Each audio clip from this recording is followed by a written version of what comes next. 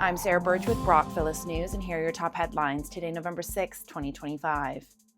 Human remains found on a property in Montague Township have been confirmed as those of missing Smith Falls resident Robbie Thomson.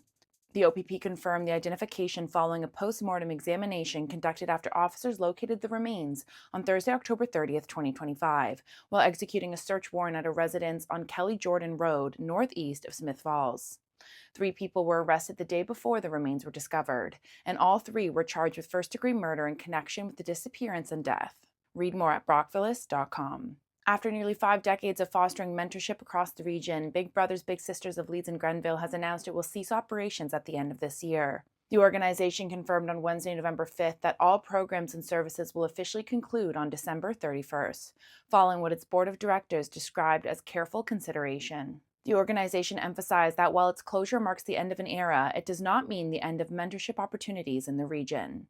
BGC Southeast has announced plans to expand its programming into Leeds and Grenville beginning in 2026. In other news, the Brockville Police Service has charged a local man with assault after a family dispute at around 8:30 p.m. on Sunday, November 2nd. The police investigation indicated that the 44-year-old man was upset over actions surrounding his girlfriend's young daughter. This turned into an argument that escalated to the point where the suspect allegedly violently shoved the female, prompting police to be called and the man to be charged with assault. World figure skating legend Kurt Browning is lacing up for another spin through Gananoque this winter, and he's bringing a world-class friend along for the ride. For the 8th straight year, the 4th-time world champion will headline 2 days of skating at the Lou Jeffries Gananoque and Township of Leeds and Grenville Thousand Islands Recreation Center, set for January 29th and 30th.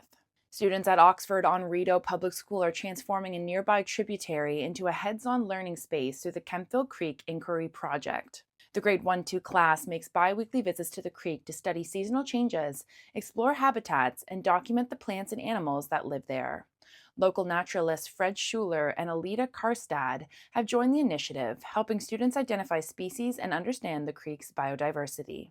Traffic signal work is scheduled for next week at 2 Brockville intersections, and drivers are asked to use caution and expect delays on Wednesday, November 12th and November 13th. Crews will replace the traffic controller cabinet at California Avenue and Laurier Boulevard, and stop signs will be lowered during the work. The intersection will operate as a 4-way stop for the day.